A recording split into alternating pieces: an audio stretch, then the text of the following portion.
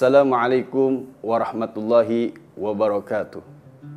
Alhamdulillah ilahil ma'bud, wassalatu wassalamu ala sirri ainil wujud wa asli nuri kullil mawjud wa ala alihi wa sahbihi adada kulli syaqiyyi wa mas'ud.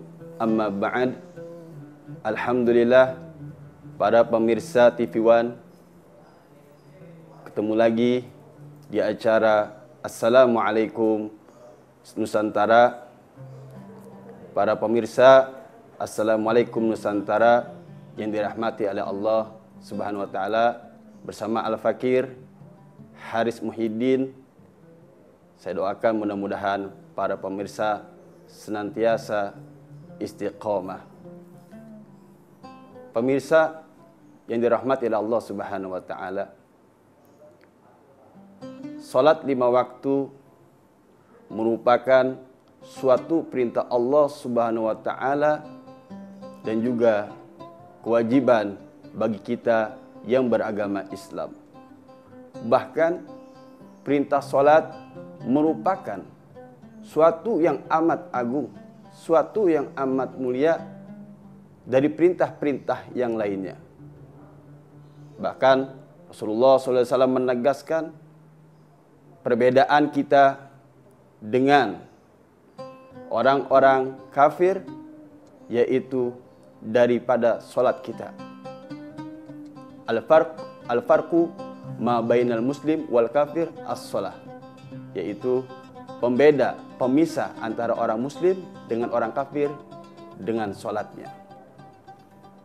Dan juga saking begitu pentingnya yang namanya solat, Rasulullah SAW pun menegaskan dalam sebuah hadisnya bahwa solat begitu amat penting dan dijadikan sebagai pondasi di dalam agama. Sebagaimana di dalam sabdanya disebutkan, Bunyal Islamu ala khamsin. Islam itu didirikan atas 5 perkara. Yang pertama, syahadati alla ilaha illallah wa anna muhammadar rasulullah. Yang pertama yaitu bersaksi tiada Tuhan yang wajib disembah kecuali Allah Subhanahu wa taala, dan bersaksi sesungguhnya Nabi Muhammad SAW adalah utusan Allah Subhanahu wa taala. Dan yang kedua, termasuk daripada pondasi agama Islam, as-salatu imaduddin. Salat termasuk daripada tiang agama. Faman aqamaha faqad aqamaddin. Barang siapa mendirikan salat, maka dia sama saja telah mengokohkan dan mendirikan tiang-tiang agama. Wa man tarakaha, dan barang siapa yang meninggalkan salat, baik sengaja ataupun tidak sengaja, faqad hadamaddin, maka sama saja orang tersebut seperti merobohkan dan menghancurkan tiang-tiang agama. Bayangkan, orang yang meninggalkan sholat seperti menghancurkan agama. Kalau kita dengar dalam sebuah hadis yang lainnya, ada sebuah hadis yang artinya kalau orang muslim menyakiti hati muslim lainnya, itu seperti menghancurkan Ka'bah, sedangkan Ka'bah seperti diibaratkan menjadi panji ataupun simbol daripada agama Islam, sedangkan meninggalkan sholat itu sama saja menghancurkan agama. Dan juga dalam hadis yang lainnya begitu amat dahsyatnya buat ancaman buat orang-orang yang meninggalkan sholat 5 waktu. Perintah Allah apa? Disebutkan bahwasannya man tarakas sholata muta'ammidan kutibasmuhu ala babin nar. Kama qala fil hadis. Orang yang meninggalkan sholat 5 waktu, sholat wajib 5 waktu, zuhur, asar, maghrib, isya, dan sholat subuh, dia tinggalkan secara sengaja, kutibasmuhu, maka namanya akan ditulis, namanya akan dipatri, namanya akan terpampang di atas pintu neraka, bahwasanya orang tersebut akan menjadi penghuni neraka. Maka dari itu, para pemirsa Assalamualaikum Nusantara, dimanapun Anda berada, jangan sampai kita meninggalkan sholat. Jaga kita punya sholat. Karena begitu amat bahayanya suatu perintah Allah. Karena kenapa? Dibandingkan dengan ibadah-ibadah lainnya, perintah-perintah Allah yang lainnya, untuk masalah sholat 5 waktu, Allah langsung panggil sang kekasih Allah, yaitu Nabi besar Muhammad sallallahu alaihi wasallam. Nabi besar kita Muhammad sallallahu alaihi wasallam langsung dipanggil. Di dalam peristiwa Mi'raj diceritakan bahwasanya Rasulullah SAW mendapat perintah sholat yang tadinya 50 hingga dikurangi sampai 5 waktu, di mana itu prosesnya Allah Subhanahu wa taala langsung memanggil Rasulullah SAW untuk mendapatkan perintah sholat. Sedangkan amal-amal perintah ibadah yang lainnya, Allah Subhanahu wa taala seperti memerintahkan puasa, memerintahkan zakat, memerintahkan haji, cukup dengan melalui wahyunya yang diantarkan oleh malaikat Jibril. Salat, Allah langsung memanggil Rasulullah sallallahu alaihi wasallam. Dan tentang hukum-hukum di dalam bab salat, dia harus mengerti. Dalam artian kita harus mendidik anak kita semenjak dini. Entah kita masukkan di majlis taklim, di TPA agar mengerti tentang salat. Sehingga ketika 7 tahun kita perintahkan dia untuk salat, akhirnya anak-anak kita bisa langsung mengerjakan sholat dengan sesuai tuntunan baginda Rasulullah sallallahu alaihi wasallam. Karena kenapa? Wa kullu man bi ghairi ilmin ya'malu a'maluhu madudatun la tuqbalu. Orang yang mengerjakan ibadah apapun, apalagi sholat, dia tidak mengerti ilmunya, tidak mengaji dan tidak belajar daripada tuntunan-tuntunan sholat, dia melaksanakan ibadah sholat maupun ibadah-ibadah lainnya tanpa dilandasi daripada ilmu pengetahuan tentang hukum-hukum tersebut, maka a'maluhu mardudatun la tuqbalu. Amal ibadahnya tertolak.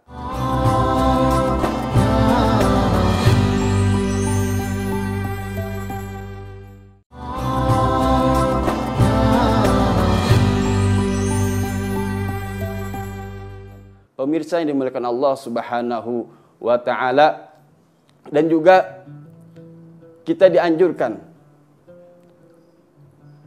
untuk mengajak dan mengajarkan keluarga kita, anak cucu kita dan keluarga besar kita untuk melaksanakan sholat. Sebagaimana diajarkan oleh baginda Rasulullah SAW, umiru auladakum bis sholat, perintahkanlah anak kalian untuk melaksanakan sholat, mengerjakan sholat, yaitu ketika anak tersebut berusia 7 tahun. Dalam arti apa? Ketika anak sebelum umur 7 tahun, dia harus diajarkan tentang bagaimana cara sholat. Otomatis, ketika anak kita suruh sholat, berarti dia harus mengerti yang namanya sholat. Harus mengerti rukunnya sholat, harus mengerti syarat wajibnya sholat, harus mengerti apa-apa yang membatalkan sholat, dan tentang hukum-hukum di dalam bab sholat. Dia harus mengerti. Dalam artian kita harus mendidik anak kita semenjak dini. Entah kita masukkan di majlis taklim, di TPA agar mengerti tentang sholat. Sehingga ketika 7 tahun kita perintahkan dia untuk sholat, akhirnya anak-anak kita bisa langsung mengerjakan sholat dengan sesuai tuntunan baginda Rasulullah sallallahu alaihi wasallam. Karena kenapa? Wa kullu man bi ghairi ilmin ya'malu a'maluhu madudatun la tuqbalu. Orang yang mengerjakan ibadah apapun, apalagi sholat, dia tidak mengerti ilmunya, tidak mengaji dan tidak belajar daripada tuntunan-tuntunan sholat, dia melaksanakan ibadah sholat maupun ibadah-ibadah lainnya tanpa dilandasi daripada ilmu pengetahuan tentang hukum-hukum tersebut, maka a'maluhu mardudatun la tuqbalu. Amal ibadahnya tertolak dan tidak diterima oleh Allah Subhanahu wa taala. Karena itu para pemirsa, sangat pentingnya sholat. Dan juga apa? Wadribuhu fil ashar. Ketika usia 10 tahun kita harus memukul. Dalam artian di sini bukan memukul langsung dipukul dengan benda-benda keras, bukan. Akan tetapi apa? Dengan kita peringatkan, nah awas kalau kamu nggak sholat, itu ada peringatan. Entah kita naruh kecut, entah naruh lidi, entah naruh kayu, kita ingatkan awas, tapi jangan kita pukul beneran. Ya, karena sekarang kita perlu untuk mengenalkan suatu perintah Allah dengan kita memberikan pemahaman yang baik. Tidak langsung kita pukul wadribu fil ashar, pukul ketika umur 10 tahun, jangan. Ada kenapa? Ini suatu hanya untuk peringatan. Wadribuni, kasih peringatan. Kalau kamu nggak sholat, misalnya dihukum seperti apa? Uang jajannya dikurangin, ataupun kalau kamu nggak sholat, kamu nggak boleh nonton televisi, ataupun nggak boleh keluar rumah, nggak boleh bermain. Maka dari itu pentingnya kita ajak keluarga kita untuk mendirikan sholat dan mengerti tentang sholat.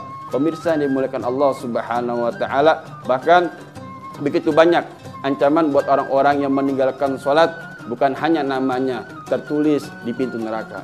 Bahkan orang yang meninggalkan sholat, saudara, itu dihinakan oleh Allah Subhanahu Wa Taala. Bahkan lebih hina daripada, mohon maaf, seperti seekor babi. Ada suatu cerita ketika itu Nabi Sulaiman memanggil beberapa hayawan. Di antaranya dipanggillah seekor sapi. Hai sapi, dengan apa yang bisa engkau lakukan untuk mensyukuri nikmat Allah engkau dijadikan seekor sapi? Sapi bilang kepada Nabi Sulaiman, ya Nabiullah, ketahuilah aku bersyukur kepada Allah Subhanahu Wa Taala atas nikmat yang dijadikan aku ini menjadi seekor sapi. Walaupun tubuhku besar, tapi aku masih bisa bermanfaat untuk manusia. Dagingku bisa dimakan oleh manusia dan susuku bisa diperah untuk manusia. Kemudian ditanya lagi, di situ ada seekor kambing. Seekor kambing pun ditanya, sedangkan engkau bagaimana kambing? Kambing menjawab, ya memang Allah menjadikan aku seekor kambing, menjadi seekor hayawan. Tubuhku lebih kecil ketimbang seekor sapi, tapi aku bersyukur kepada Allah, aku masih bisa manfaat untuk manusia. Dagingku juga bisa dimakan, susuku juga bisa dimanfaatkan oleh manusia, bisa diminum untuk kesehatan. Setidaknya aku tidak lebih rendah daripada seekor ayam. Kemudian ayam pun menjawab pertanyaan daripada Nabi Sulaiman. Wahai Nabi Sulaiman, aku memang seekor ayam. Kakiku hanya 2, tidak seperti seekor kambing dan seekor sapi.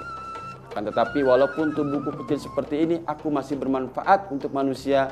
Selain daripada dagingku bisa dimakan oleh manusia, dan juga aku di setiap waktu pagi menjelang waktu subuh, Allah mentakdirkanku, aku bisa berkokok sehingga membangunkan orang untuk melaksanakan sholat subuh. Setidaknya aku tidak dijadikan seperti seekor anjing. Kemudian anjing pun menjawab, wahai Nabi Sulaiman, aku pun bersyukur aku dijadikan seekor anjing. Walaupun aku ini bisa dikatakan binatang yang najis dan aku haram untuk dimakan, akan tetapi aku masih mempunyai manfaat. Untuk apa? Aku bermanfaat untuk menjaga rumah-rumah orang, menjaga ladang orang, sawah orang. Di sini aku bisa juga mengambil daripada binatang buruan seseorang ketika mereka berburu, dan aku bisa mengejar buruan tersebut. Setidaknya aku masih bisa bermanfaat untuk manusia, dan setidaknya juga aku bersyukur kepada Allah, aku tidak dijadikan lebih buruk daripada seekor babi. Kemudian babi ini juga berkata, wahai Nabi Sulaiman, aku pun bersyukur kepada Allah. Walaupun aku dijadikan seekor babi, dan aku pun menjadi binatang bisa dikatakan najis, dan juga aku haram untuk dimakan oleh umat-umat muslim, setidaknya aku pun masih mendingan, masih lebih ringan, tidak lebih buruk daripada orang yang meninggalkan sholat. Kita ketahui, mohon maaf para pemirsa, babi ini seekor hayawan yang dia makan kotorannya sendiri. Bahkan babi bisa menikahi, mengawini, mohon maaf, ayah babi, ibu babi, anak babi. Dia bisa berhubungan dengan keluarganya sendiri. Sampai sebegitunya. Memang ada beberapa hayawan yang dia enggan untuk berhubungan dengan yang masih ada keturunannya. Tapi babi, dia bisa berhubungan dengan anak babi, berhubungan dengan orang tuanya babi. Nah, ini seekor babi yang kita anggap, boleh kita anggap buruk sekali seekor babi. Akan tetapi kata babi, aku lebih merasa lebih mulia daripada orang yang meninggalkan sholat, tariku sholat. Dan juga orang yang tarikus shalah bukan lebih buruk dari babi, tetapi mohon maaf, lebih babi daripada babi. Diriwayatkan di dalam sebuah hadis baginda Rasulullah sallallahu alaihi wasallam yang diriwayatkan oleh Al-Imam At-Tabrani bahwasanya innal abda, sesungguhnya seorang hamba, idza qama wa yusolli, dan ketika dia berdiri mendirikan salat untuk melakukan salat, atta bidzunubihi, dia akan datang bersama dosa-dosanya, kuliha, seluruh dosa-dosanya. Menurut keterangan ulama di sini mengatakan bahwasanya dosa-dosa kecil mereka dibawa ketika mereka sholat, fawudi'at ala ra'sihi wa atiqaihi, dan akan diletakkan oleh Allah Subhanahu wa taala dosa-dosa orang yang mendirikan sholat tersebut di atas kepalanya dan di atas kedua bahunya.